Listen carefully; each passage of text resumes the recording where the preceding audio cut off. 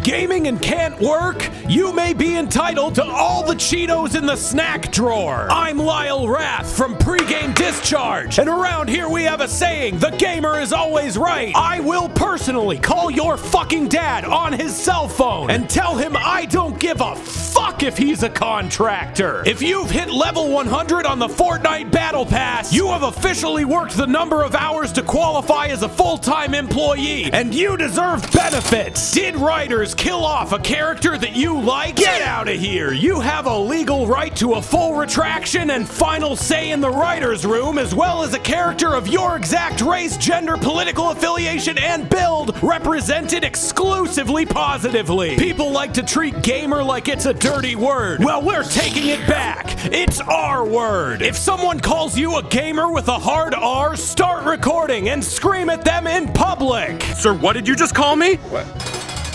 Every society has been built on the foundation of gamers, so don't hesitate, call now! I am a gamer and I have my rights! Disney's lawyers have miraculously allowed Smash Bros to get a child with a key whose mom works past 5 p.m. presumably. This is kind of old news by now, but I figured I should bring it up considering it is the last Smash Bros character before the surprise reveal of 50 Cent from One More Time I'm Doing That Joke. Okay, it's gone. Locked away in the Disney vault forever. On a related note, have you ever wanted to see Shaggy beat up Gandalf? Because that's gonna be a thing somehow. A leaked screenshot of what appears to be some kind of Warner Brothers crossover game has hit the internet and is being aggressively removed by copyright strikes, which is why I'm not showing it to you right now. But what it is a screenshot of a leaked roster which includes Steven Universe, Batman, Harley Quinn, Jake and Finn from Adventure Time, Shaggy, Superman, Wonder Woman, Gandalf, Rick from Rick and Morty, Bugs Bunny, and Tom and Jerry, as well as some teal bear thing that I can't really identify and nobody else seems to know what it is. Warner Brothers has also patented the trademark to the name Multiverses, which isn't a stretch to connect with something like this. What is a stretch, though, is that it's some kind of a Smash Bros clone. Everyone kind of seems to think that that's a given, but if you look at the top right of the character portraits, they seem to have something that looks like an indicator of what class of character they are. Steven Universe and the bear character in particular have an icon that seems to indicate that they're some kind of a healer or support character, which in a Smash Bros type game makes no goddamn sense, unless it has some different mechanics or is team focused or something. From where I'm sitting, what we're looking at is most likely a MOBA or some kind of Overwatch style hero arena game. But what's important is that Shaggy and Superman are the same class, which confirms what we've known all along. Niantic, which is the company responsible for tricking gamers into walking for a few months, is making a new Pikmin game in the same style as Pokemon GO. Will they be fooled again? Or will they put on the sunglasses and stay inside? Sony has patented what might be the worst idea ever. The patent basically outlines some system wherein players or even Twitch viewers can vote to kick players out of games or issue warnings that they have to play better. Also outlined in the patent is a system that gives players priority based on how good they are at the game, as well as the ability to just good old-fashioned pay money to kick someone out. Games have had vote to kick features before, but I guess the big thing that differentiates this is that it could be explicitly used to scum matches. Realistically, I don't know that they'll actually use this, or if they do, it'll be in a much more toned-down form. And if it's patented, no one else can do it, so it might actually be a good thing. But oh my god, as someone who has played League of Legends, I don't think a single match of a game like that would end with a full team. Animal Crossing got like a 25-minute presentation for their new DLC. I don't play Animal Crossing, so I tried asking someone who did what parts of it were specifically exciting, to which their response was an extremely unhelpful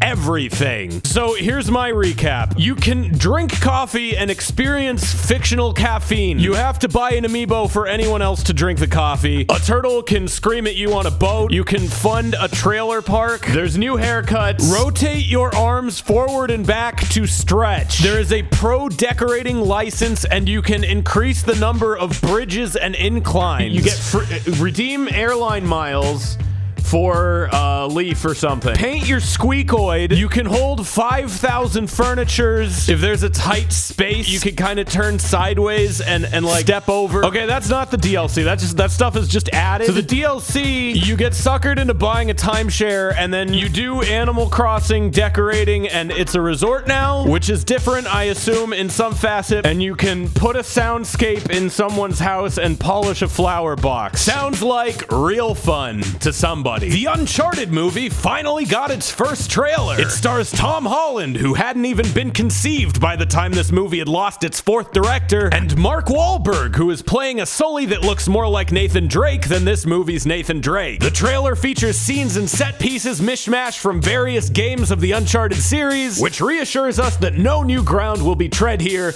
and this film has no fucking reason to exist. Uncharted is special because it's like mixing a game with an action movie. If you remove the part where it's a game, you got a Reese's with no chocolate, my dude. Have you ever had the peanut butter that's in a Reese's on its own? It's not very good. It's Halloween. There's a Halloween candy reference. Speaking of Halloween, Phasmophobia is getting new spooky phasmophobes. There are 4 new ghosts that you can tell to go back to where they came from and dress up as insensitively for costume parties, a new map that looks like a campsite, and a bunch of tweaks and minor additions to the base game. Halo Infinite got a new campaign trailer and a beta test for Big Team Battle. The campaign looks like it's going to be some kind of a hybrid between Halo and Far Cry, which are both games that benefit greatly from the inclusion of a co-op campaign. Something I mention for no reason in particular. The Big Team Battle beta, you can find plenty of gameplay footage going around. I actually got into this one.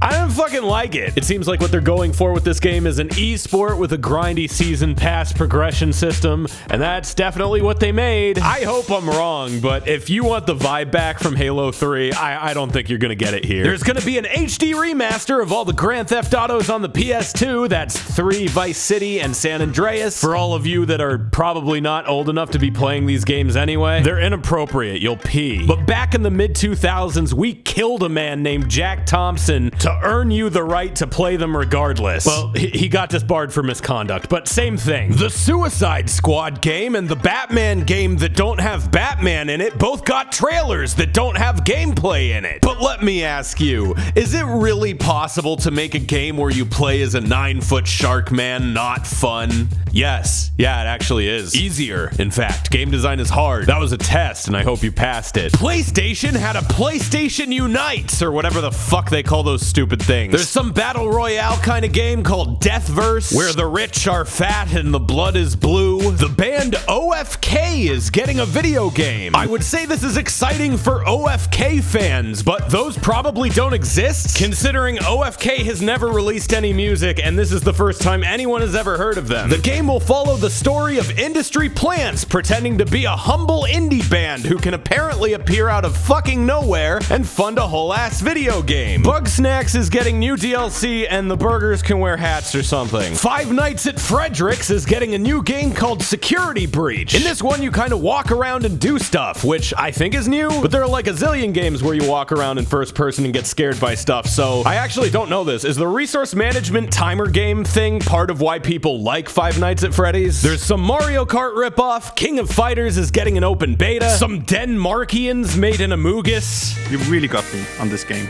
I never suspected you at any point. Sorry, not sorry. I knew they'd betray us one day. There's gonna be a new Star Ocean game? Okay, and the big cap off to the presentation was Little Devil Inside, which doesn't so much look exciting as it does just well-made and stylish. Like, I could just as easily make fun of this game, but you don't go, and then the camera zooms out and they look like little toys, unless you got some real fucking stones on you. That's a confidence move. That's a power play. Treating gamers like children? Gamers are adults! Anyway, here are the game releases for the month. I'm Lyle Rath, and this has been Pregame Discharge. Return as the days of the month draw nigh for another one of these.